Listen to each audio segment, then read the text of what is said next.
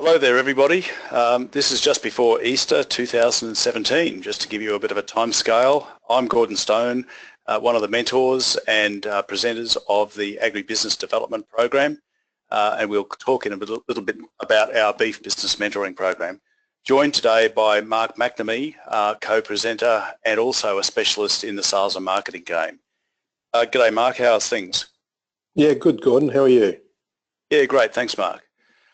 Look, we'll set this webinar up as we do for our webinar series along the lines that our focus when working with our customers is a high-performing, self-managing, saleable and profitable agribusiness, all looking at things in a very systematic manner.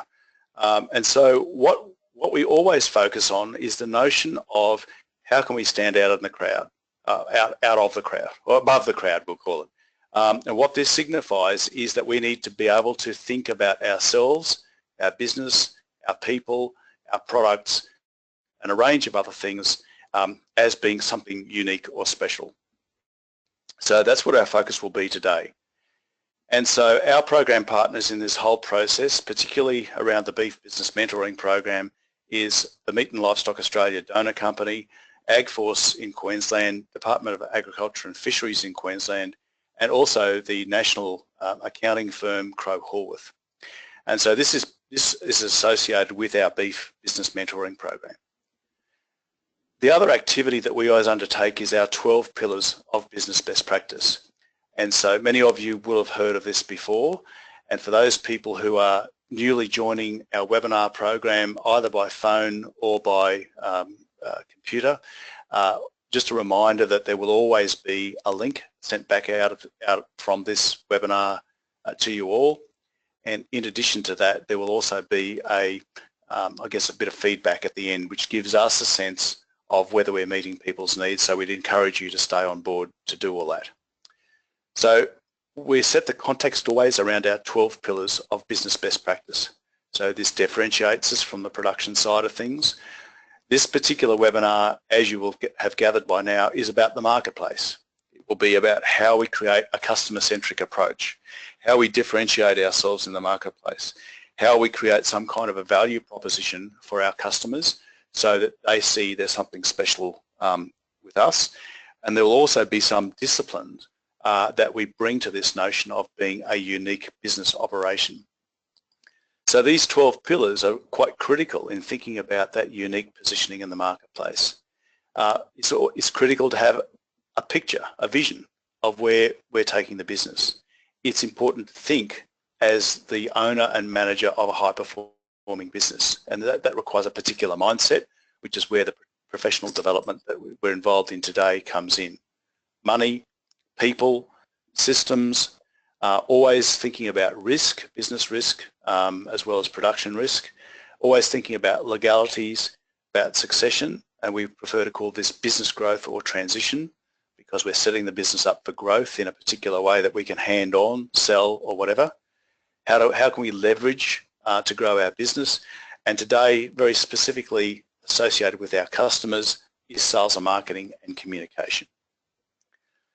So also today, we're heading back to one of our previous webinars, and for those of you who have the slides in front of you now or will be receiving them, when you look at this slide to do with the 5 golden rules of a high-performing business, a previous webinar, and all you need to do is simply Google the ABDI 5 golden rules, and what will come up will be that webinar and also a free ebook or report that we prepare on this topic.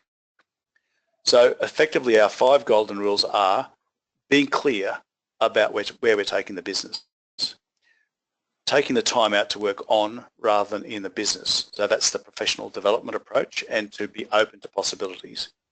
Be systematic. Always be remarkable, something unique. We talk about a unique selling distinction, which is in our CEO mentoring program and our other programs. That's what helps us understand about standing out from the crowd and measuring success above all. So Mark, is there anything you'd like to add to this before we move on? Now that you've covered it well, Gordon, let's get into the guts of today's seminar. Okay. So, and the guts of today is we're going to whistle through all of this pretty well, because we're going to focus firstly on this fourth golden rule about being remarkable, and then come to some examples at the end. And certainly our experience always is in our programs that these experiences of other people are quite valuable. So the fundamental about being remarkable is understanding that the opposite is to be forgettable. And you can think of this from the point of view of a commodity positioning, or think of it as a niche marketing positioning.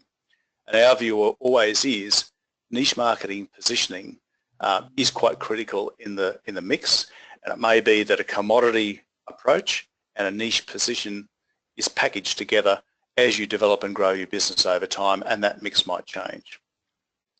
The characteristics of a remarkable organisation, as we said here, are to excel, be prepared to excel, which is, I guess, again, a different mindset. Being creative, sticking to core values. And one of the important things about this is we talk sometimes about the notion of people chasing a pot of gold and just doing something for the sake of doing it. Well, it's quite critical to be clear about where we're taking the business, to strive for excellence, to be creative within that framework, but always to be clear what we're trying to achieve. And number 4 is about investing in relationships, because inevitably when we're looking at something unique in the marketplace and engaging with the customer, those relationships, that communication, the connection, a clear vision, a number of those golden rules we talked about are really quite critical as we're thinking about growing and developing the relationships, which often have to be done in a somewhat of an orderly fashion, and going with the flow being added to it as well, which is our 5th element, which is adapting and evolving where necessary. And fundamentally, as Mark is probably going to explain in a moment, great storytellers, because that's one of the critical elements, and that in fact is what we'll be doing today. So Mark, what else to add to this? I think the only thing I'd add to being remarkable is at least what you've explained is the difference between sticking to core values and being able to adapt and evolve. The core values thing is all about those unchanging, if you like, eternal concepts that you see as adding value to your business, your direction, but also the themes that you want to stick to in communicating to your customers. The adaptability is about how you engage with your customers and how you might change how you present yourself, rather than changing values according to how the customer or what sort of information the customer needs. I think sometimes people struggle with that the first point is to actually establish the core values of the business and how it's going to operate. But then at another level, being able to adapt and evolve as the customer changes, as the market changes, even as your supply and production changes.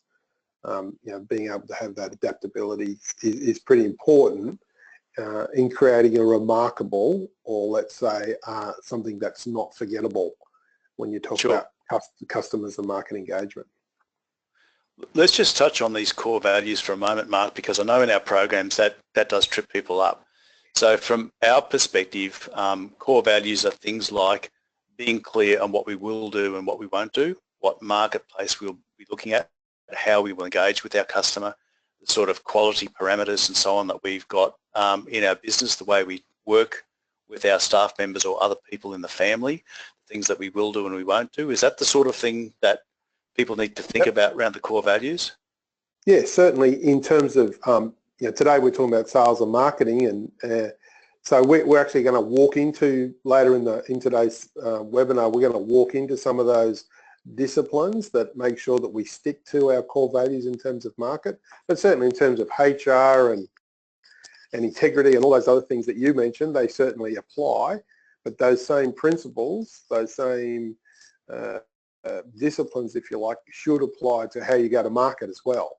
And we'll sort of flesh that out a little bit later on in terms of being clear about the disciplines you need to employ to make sure that you stay profitable and sustainable.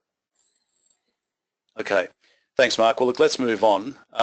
So previously in some of our other webinars, we've talked about this customer-centric approach. So we just wanted to, I guess, regroup on this for a moment, because because the tendency in agriculture is to push the product out into the marketplace and hope for the best.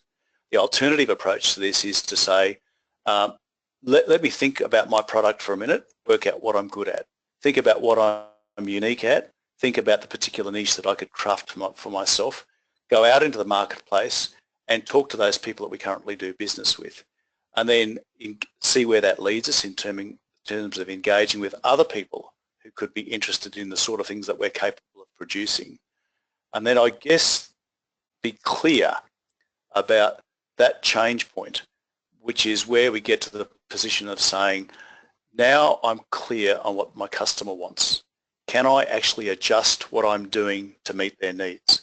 Can I adjust what I'm doing to meet their needs and exceed their expectations, so that rather than having the first part of the discussion about money, the first part of the discussion is maybe about relationships. It might be about specifications. It might be about long-term supply. It might be quality of product. And once those things are almost, we'll call it stitched up, then there's the capacity for us to have the conversation about money, because we're already clear that we're meeting the customer's needs, and we may discover things by this customer-centric approach that we didn't know. So Mark, what else do we need to add to this customer-centric approach concept? The way I'd explain it is the most important thing we can focus on is not ourselves. Once it becomes about you, you're not employing a customer-centric approach. So it's really interesting when you go and talk to a customer and you don't talk about you and what you can do. You actually go and talk to them about, well, what are the opportunities they see in their business? What are the problems that they need to overcome? And once you get a handle around that, you can start to digest that information. You can start to think about what you might do to be able to help your customers either solve a problem or take advantage of an opportunity. And that really is a customer-centric approach. It might and probably will mean some adaptation in terms of your productivity, in terms of what comes out of your business. But the discipline or the idea of having a customer-centric approach is actually walking in to talk to a customer with a blank sheet of paper and getting to understand what their needs and wants and drivers are, rather than even considering what yours are as a starting point. That really is what a customer-centric approach is. Okay. I'm going to give an example here, Mark, which we're both aware of from our Beef CEO mentoring program. One of the work-ons, which is the thing that we ask people to work on after they've been involved in the program, was the notion of going and speaking with the customer. And so, in fact, one of our clients did do that, and they determined who their customer was. And the customer was actually quite astounded. The customer happened to be a meat processor, quite astounded that a beef producer would come and say to them, I've been to a program, and the notion is that I must go and talk to my customer and find out what their needs are. And so the result of this was a lengthy discussion over several different occasions, which has led to a completely new export market opportunity and the capacity for that beef producer, if they wanted to grow their business and not be exposed to one customer, but have the capacity to grow their business in an orderly fashion, because suddenly there's a niche market opportunity, a high value niche market opportunity, and there's somebody who wants to do business with them. Mark, is that the sort of thing we're talking about? It is, and what's neat about that story is they were very quickly able to, and we talk about this, is identifying and being really clear about who your customer is. Because often in agriculture, and particularly in beef, there's a lot of information floating around about what the consumer wants, and that's all very important information. But when it comes to running an agribusiness or any business, the definition of customer is the person who pays you the money. It has to be as neat and as tight as that. If someone is paying you, they're your customer. When we talk about customer centricity, from an agribusiness point of view, that's the person we're talking about when we say we need to go and clarify their problems and their opportunities and understand their needs, wants and drivers. So unless you're selling to someone who's actually eating your meat and they're paying you money for it, That's not what we're talking about when we talk about a customer in this sense. A definition of a customer is the person who pays you the money. Excellent. And that's a wonderful take-home message at this point. And that leads us on to anyone out there who's got a pen and paper. I'm going to ask you to jot down 2 questions to ask yourself. We were going to run a poll, but we've decided because of the potential length of this webinar that we're going to ask you to pose this question to yourself, or 2 questions. So question 1, if you've got your pen and paper there, is have you spoken to your customer about your needs, about their needs? So have you spoken to your customer about their needs? That leads on to the second question, which is, if so, has it influenced the way you now do business? So if so, has it influenced the way in which you do business? So Mark, anything to elaborate on why we're asking that question before we move on? No, I'm hoping it's going to become self-evident as we work through the webinar, Gordon. Great. Let's roll along. So the next slide is actually about the customer value proposition, because we've got 2 elements to this slide which I've just brought up. One is about, on the left-hand side, the customer value proposition that is at a basic level, and the other one at a very orderly and structured and higher level. Mark, can you just take us through this for a moment? All right. So when I'm working with customers, with my clients in terms of talking about value propositions, and VPs is something that people talk about a lot. Most people, when I ask them the question, well, what's your value proposition? They would say that we're competitively priced, that we have the right products on hand when the customer needs it. So we've sort of got the supply chain under control, or the production under control. We know a lot about our product, and we're convenient, we're easy to do business with. Well, my response to that is that if that's what you see as a value proposition, you're probably sadly mistaken, because if you can't do those 4 things, you actually don't have a right to play the game. So if you're uncompetitively priced, sorry, you're not in the game. If you're inconsistent in terms of supply, if you don't know anything about what you do and you're hard to do business with, I mean, you're not going to be in business for very long. If you're those 4 things, if you can do those 4 things, that's just the basics. That will just keep you in business. It just gives you a right to actually play the game. What we're talking about here in terms of value proposition is jumping over that wall and getting into what we call the differentiators. These are the real differentiators. And that means that we're proactive in service. That means we go and talk to our customers, the people who pay us the money, and we actually understand those things. We don't wait for the phone call from them. We're being in front of the game. We take responsibility. That's what productivity is. We recognise loyalty. We could talk a little bit later on maybe about one of the examples where loyalty really does work, but recognising those people who stick to us through thick and thin actually adds value. Business knowledge. So when we talk about business knowledge, we're not talking about product knowledge, we're talking about industry knowledge, actually knowing or helping our customers understand what their customers want. And that requires an investment. We've got to go and spend time understanding what people want, or end users want in this case. We're friendly. It sounds like an easy thing, but you'd be surprised how just acting friendly, what I call not running a great customer service program, but actually treating people as friends, how that adds value to the process. And yet makes us vulnerable, but it's all about managing the risk. And then we expose our customers to opportunities. So when we learn things, when we have things that can actually benefit our customers, we actually go and share it with them, so they get to share in the fruits of that opportunity. When you do those 5 things on top of the 4 basics, that's when you're really going to start to differentiate yourself from your competitors, from other people in the supply chain, or who are marketing to that particular customer. Thanks, Mark.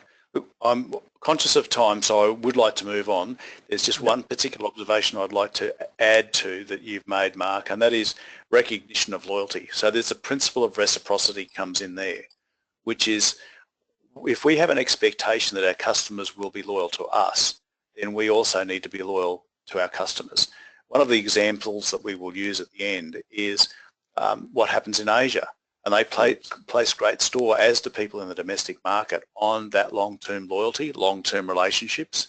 And then there's the whole notion of the lifetime value of a customer as well that comes into that whole discussion when you're thinking about loyalty and principle of reciprocity, loyalty both ways. So let's now think of the fact that as we are becoming unique in our business operations, then we start to become or take a leadership role in the marketplace. And if that's the case, then we have to think of ourselves as being industry leaders or market leaders. That being the case, we need to think about it from the point of view of discipline, because fundamentally all of us as business operators see discipline being required in our production side of things. It's completely unsurprising, therefore, that there would have to be discipline in our engagement with the marketplace, with the customer, in our production of the product, that consistent supply, all of those sorts of things. And so as you're saying here, Mark, then at least industry standard and leading in some particular elements of those three. So would you like to just take us through them? Okay, so yeah, we're going to explore these in another three separate slides after this, so I don't want to get in front of myself. But what we're talking about here is once you've got clarity of vision and you've actually gone and understood what your customer wants and needs are, and you've understood what their problems and their opportunities are, then you're going to start to mold a business that actually meets those customer needs. So getting those definitions really right in terms of your vision and then what your customers' issues are, then you can start to make some decisions around, well, how is my business going to engage with that customer so that it can be profitable, so that it can be sustainable. So that comes down to actually applying some disciplines, because once you step outside those disciplines, once you start to confuse how you're going to engage with the customer, basically that's costing you money. And often that's an opportunity cost or a hidden cost that doesn't rear its head until further down the track. So what we're saying with these three disciplines, operational excellence, product leadership and customer intimacy, is that you need to be at least industry standard on all three. So you can't be subpar on any one of the three, but the value comes from being best in class on at least one of them. And as we explore them in the next three slides, my challenge would be for you to be thinking about A, my customers, B, my vision, and then which one of these disciplines, which one of these do I need to excel in to maximize the opportunity that that particular customer offers. Now remember that for some sections of your business, some part of your production, you might be operating in one of discipline or excelling in one discipline, and for another group customers or another part of your business, you might be focusing on one of the other disciplines. But nonetheless, understanding what you're trying to do is really the key point here. Sure. Well, let's get rolling through them. So let's think about this whole market leadership thing. So I won't even introduce this, Mark. I'll just leave it to you. All right. So if you decide that an operational excellence attitude or discipline needs to be applied to you, well, what does that mean? Well, I'll describe a business, and the one I've got there is McDonald's, and this one probably applies to most agribusinesses. So what an operational excellence company does is that, first of all, they're highly disciplined. So team is everything. There is no stepping off to the right or the left. This is the way we're going, and this is the process that we use, and everyone needs to play the game. Very small product variety. You don't go into McDonald's and ask for or even expect a 3-course meal served at the table. You know what you're going to get. It's a limited menu. That's the selection. It's fixed low-cost pricing. In fact, the whole business model for an operational excellence business is about driving costs down. How can you take cost out of the business? So if we want to use McDonald's as an example, I mean, they do all sorts of stuff. They employ either teenagers or retired people, because they're the lowest, they're in the lowest pay rate. Labour's a big cost in their business. They're trying to keep that down. Their supply chain's extremely well managed. So a store has 2 deliveries a day. So because they don't want to hold any inventory on site. It's all about formula and replication. No, this is the way we make a hamburger. You can't change it. All right? It's a process. It's a formula. It's all about replication. Customer promise is lowest total cost to the client. It's all about driving price down. And then, of course, they're always looking for ways to take cost out of the business. And efficiency is the driver. So for most price taker type businesses, this is the business model that works most for them. Okay, so that's an operational excellence business. I mean, they've done such a good job, and McDonald's is a great example to use. I mean, I was talking to someone earlier today, and they've trained their customers so well in terms of expectation that, you know, you're going to McDonald's and they train the customer to actually clear the table. So, you know, after you finish your burger, you stick it on a tray, and you walk over to the bin, and you stick it in the bin, you put the tray away. I mean, everyone knows the rules of the game, and that's how it works. I'll give you something that's upsetting me with McDonald's at the moment, because I'm probably spending way too much money there. But, you know, if you go to the drive-through and they ask you to park because, you know, the meal's not ready, I actually feel disappointed because they're breaking their promise. And I get mad with them.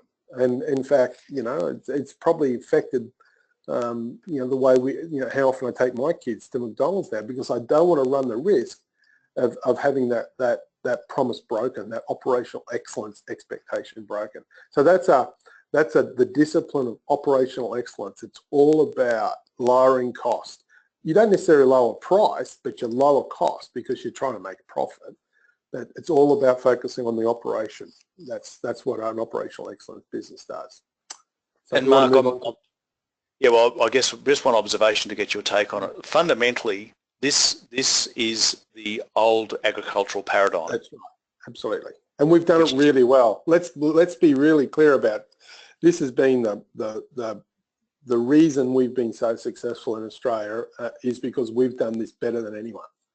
You know, yep. The amount of labour is a huge cost in agriculture, and we've managed to take it out with technology and with, you know, large farms, monoculture farming, getting supply chain very efficient, both on the input side and on the outside of the business. It's, you know, it's been a bastion of why we do what we do. Absolutely.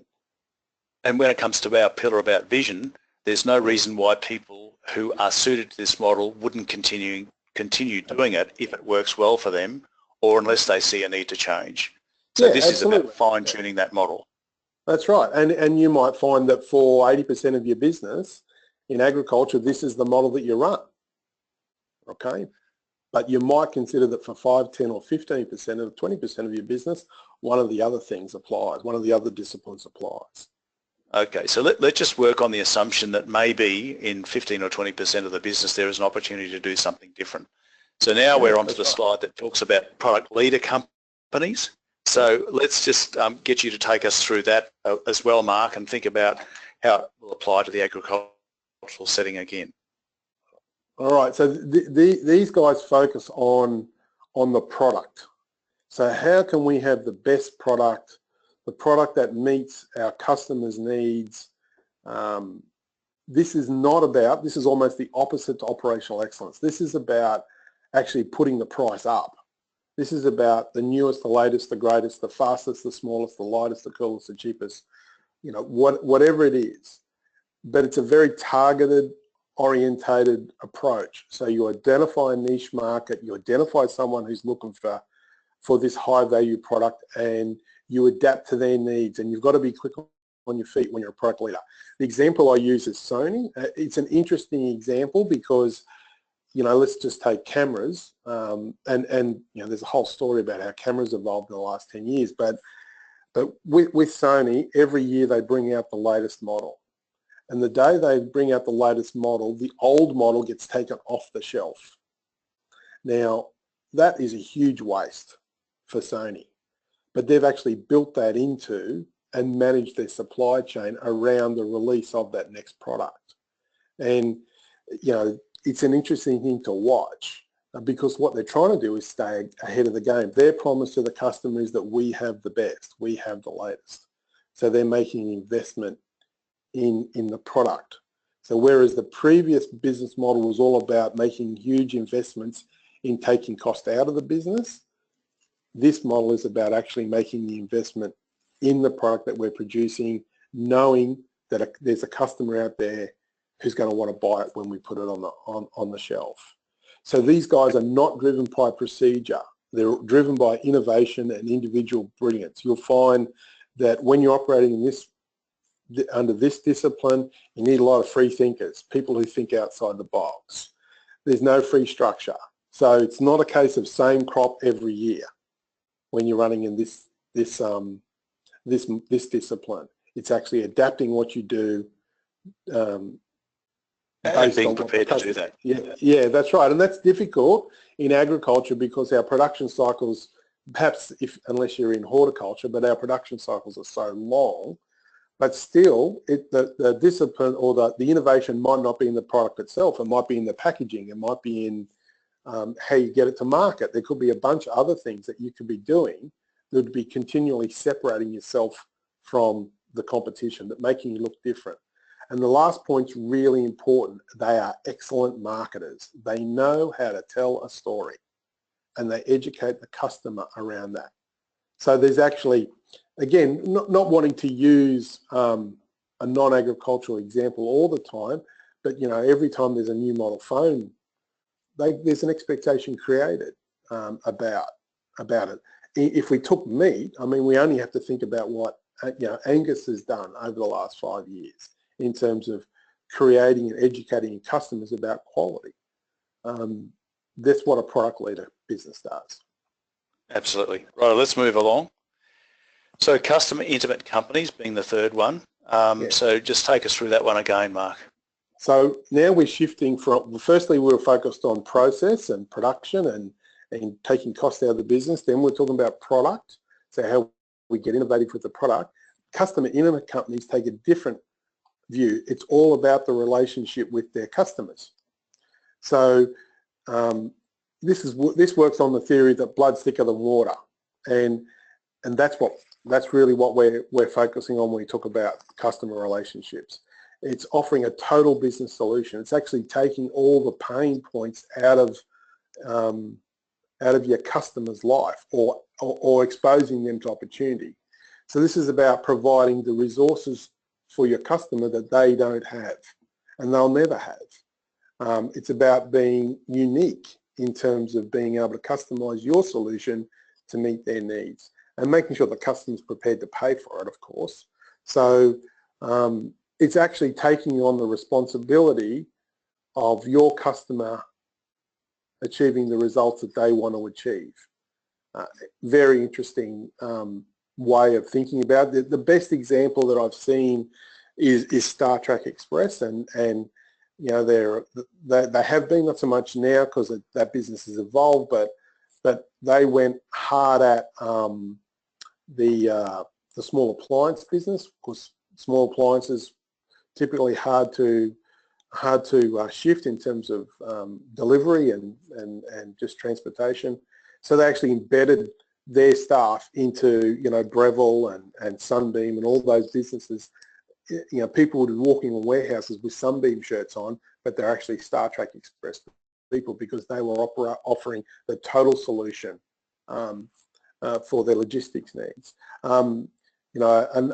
Another great example of that right now is Amazon. Amazon has stepped into a space way beyond just being, an eBay. They're actually taking responsibility and acting as a marketer for their suppliers, and it's been fascinating to watch. So customer intimate companies are all about exploring customer needs, going away and thinking about solutions and taking responsibility for their customers' success. So Mark, some people might be listening to this and going, so what's relevant about all of this to me? And part of my answer to that would be, if we take the example that we used earlier of that beef producer who made a connection with the customer. The customer actually spoke to them about their goals and aspirations, and the customer said to the beef producer, we understand you've got a long lead time. We've actually got a long lead time in connecting with this market.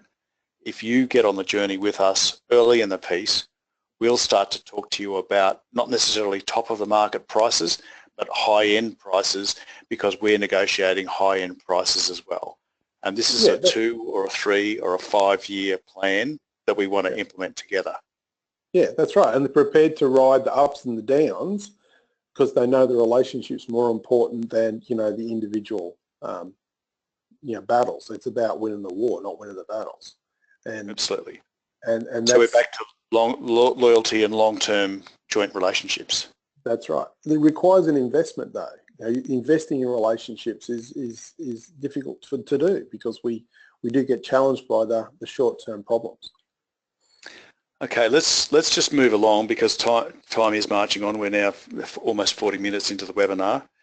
So I'm thinking we'll have a bit of a conversation about these examples. So what I'll do is set the scene with 1 or 2 of them, and then you can maybe comment, and then I'll add some other elements to that discussion.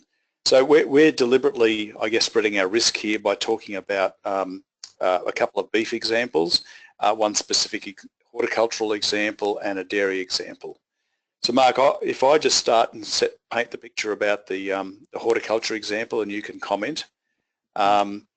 So these were a group of people who had actually got involved elsewhere in the value chain. So they said, well, in order for us to meet our customers best, and we're actually producers, then we actually need to think about how we can get involved in packaging and distribution.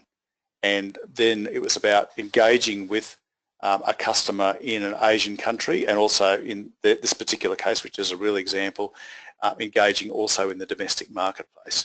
So if this conversation is about uniqueness, what would you regard as being the unique characteristics of that business?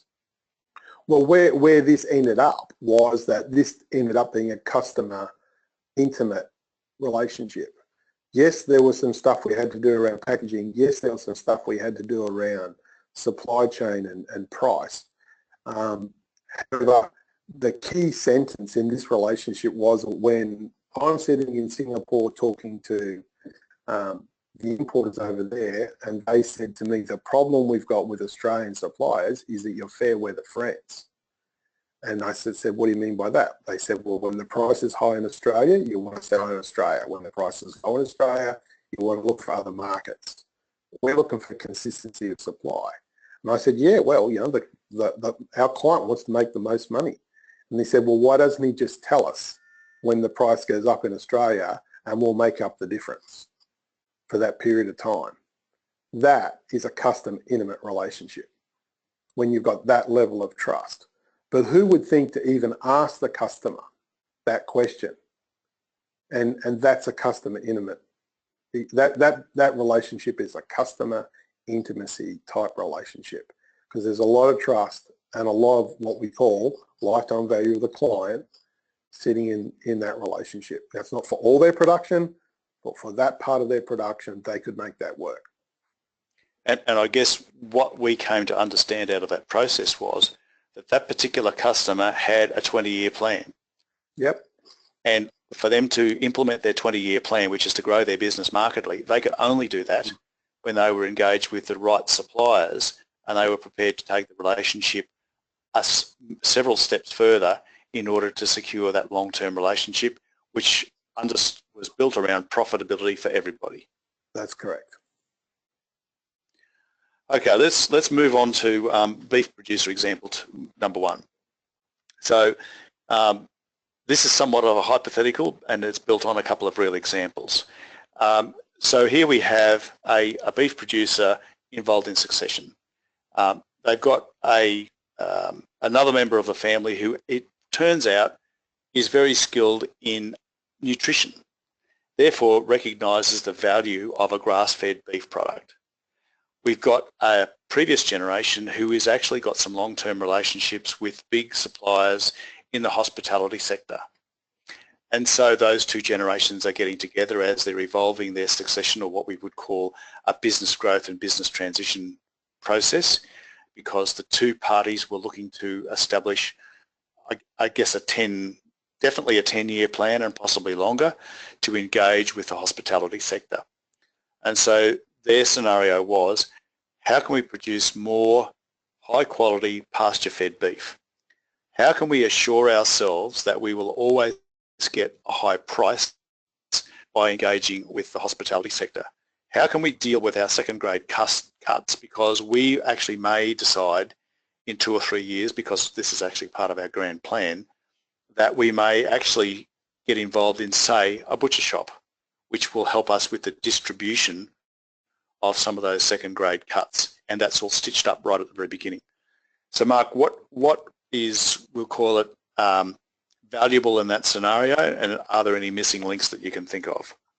Well, so this is a combination example. So this is where someone's decided that we want a product, the discipline of product excellence, in terms of their high-grade product going into that high-end market and being able to evolve and respond to that market. And then for the second business model, which sounds like the butcher scenario, that's going to be an operational excellence business. So it's all going to be about making sure that we move the lower value product out as fast and as efficiently as we can by making sure that we're managing our cost. So that's how I describe that vision for the business. Sure. And I think it's true to say the way the second element of the business was structured was strongly focused on relationships, so it can be sure that the product, every part of the product, gets moved efficiently and effectively. Yeah. The point I make there, though, Gordon, and people sometimes miss this, is that when we talk about the 3 disciplines, you have to be industry standard at least on 2 and excel on 1. So relationships are always going to be important, right? Managing a cost and operational excellence is always going to be important. If you're not industry standard, you can't play the game. But there's got to be one that you excel in. And that's the thing that we're talking about. Okay, let's move on to example 2, beef example. This is one where, similar to my very first example, where the thinking was, we have a capacity to supply a particular organic beef niche market opportunity. We can either approach it from the point of view of, say, in the future sometime dealing direct with customers, or maybe we can approach it from the point of view of, if we've got a major customer that will underpin the business, i.e. a meat processor, how do we actually build the relationship with them and create an orderly system over time, so that this orderly system grows as the relationship with the customer grows. We keep on maximising our product supply, and then we get to a point which has been recognised, which is we may no longer be able to supply the amount of product that's required from our own resources. At that stage, we may need to think about how we engage with other aligned, like-minded suppliers who will help us meet that need so that everybody wins. So what's your thinking around that one? Well, not knowing the case intimately, I'd be thinking about probably it's either going to be a product orientated one, or it's going to be relationship based. Supply chain risk can kill high value businesses. So if you're going to go down that product road, inconsistent supply is going to really stretch a relationship. So the idea of strategic alliances to make sure you've always got that volume is going to be a key component of that. So yeah, I'd have to sort of get to know the business a little bit better and what they're trying to do, but I'd say that in terms of customer engagement, they're probably looking to do that product excellence, lead with product excellence, making sure that they've got a relationship and operational under control. But yeah, I'd say it's a number 2 type discipline. So thanks, Mark. Well, I'm very conscious of time, and I probably should have curtailed that one a tad. Let's I'll let you just tell a complete story around this number 4 one, the dairy story.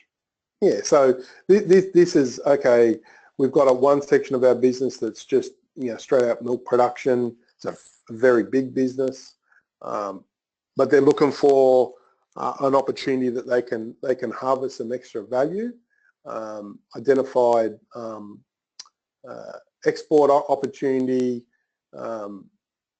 for long life milk.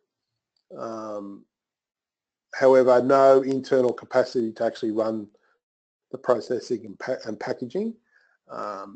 So they partnered with someone who could do the relationship stuff outside the business, and then they turned around and focused strictly on making sure that their operation was running as lean and as mean as it possibly could, and let someone else, a third party, run the relationship, paid them as a third party marketing to do that bit, and then that's how they added value to their milk. So they focused on what they did really well, which is drive operational costs down. They then outsourced the marketing and the production, but still held control of the relationship to the customer. And go back to where we started this, is because the customer, the actual end user, was paying the dairy direct, they're the customer. So they're actually recovering the money. The export customer was paying directly to the dairy, and the relationship and the processing was outsourced. So okay. That's the example there. Okay, look, I'm watching time again, so I think we've got to start wrapping this up. And once again today, as often happens with our webinars, we're probably not going to have time for questions.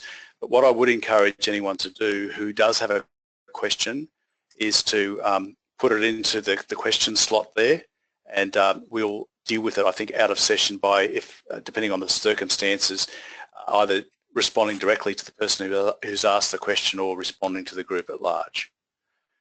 So let's just start to wrap this up, and we've talked a little bit about the Agri-Business Development Program, the Beef Business Mentoring programs that we run, and they're all fitting around the process that's outlined here. Firstly, if we're thinking about professional development in today's marketplace, it's always important to be informed, and that's what these webinars are all about. Our whole notion is to keep people informed with novel ideas and key concepts that might be of application to them. The second element of what we do, and this is quite critical for people in the beef industry, is a one-day workshop where people think about or become the outsider looking into their business for one day. And the opportunity of, or the benefit of doing or taking advantage of that opportunity is we always encourage the people who are the key decision makers in the business to actually attend a one-day workshop together so that they can actually do what we call a stock take. What's going well, what's going less well in the business. And what we do with these one-day workshops is get people to just think outside the square for a day, and then to end up with 3 what we call take-home messages about the things that they could go home and implement. What we know from that process, though, is that for some people that works well. For other people, it works less well. And so there are many of those people who say, look, I would seriously like to be engaged in a longer-term program. And a longer-term program is one, which is what our CEO mentoring program is about, is 3 2-day workshops over 12 months. So 3 months apart, 3 2-day workshops in Brisbane. Provides the opportunity for people to be exposed to outside the square thinking, like we've talked about today, only more so, because we have specialist guest presenters over and above Mark and myself. It provides the opportunity also for people to actually do their personal work there and then and delve right into something like, for example, organics or the customer-centric approach and say, how specifically could we do that? The benefit of doing that is that there and then over 2 days, people actually can spend the time to immerse themselves in the concept. They can talk to people like Mark and myself during the workshop, at morning tea and lunch, and then also talk to the other people in the room who are getting a sense together of what they need to do to change their business. Provides great benefit. Then the other element of the CEO mentoring program, apart from providing other knowledge throughout the 12-month period, is every month there is a mentoring session. So every month, we keep people accountable to the accountabilities that they've set for themselves. It's never about making anyone wrong. It's always about people saying, look, I've actually signed up for this thing because I want to change what I'm doing. Our job is to keep people accountable. And that's really what the CEO mentoring program is about. And people can apply as much time or as little time to the process as they want. And it's all about the sort of information that we've covered off today. So Mark, before I sign off on that sheet or on that slide, is there anything that you'd like to add from your experience in being involved in these programs that I've missed? Oh, look, the feedback, we do those monthly engagement with the delegates, the participants in the course, and it's just been wonderful to see the change that's gone on. I mean, that's, as a mentor in the process, it's been very rewarding to see people grow and overcome challenges and add value to their business. That's really the only comment I'd make. It's been a wonderful experience to be involved in. So yeah, absolutely, and I'd support that as well. So we're on to the last slide of this presentation now. So for those of you, and I know many people who attend these webinars are regulars, but for those of you who don't know who we are, obviously I'm Gordon, and there's Mark. We also have a strong involvement with Crowe Horwath, who are this national group of accountants, and they are turning people's thinking about financial management upside down, and that's quite critical in today's marketplace. So if you'd like to call any one of us, there's my number, Mark's number, there's an email address. Happy to talk to you at any stage, and if you'd like clarification of anything that's come out today, and obviously Mark's done a big chunk of this presentation, his number is there. We're more than happy to talk to you at any time. So I'll just see if Dave's got any last minute words before we move on to our close, and then if we'd certainly like to invite everyone to give us their feedback as the webinar closes. So Dave, anything remaining that we've missed? No, there's a couple of questions, but I think we might deal with them out of session, as you said. Okay. Right. Well, look, Dave, thanks for organising all of this. Mark, thanks very much for your participation, as always. No worries. Thank you.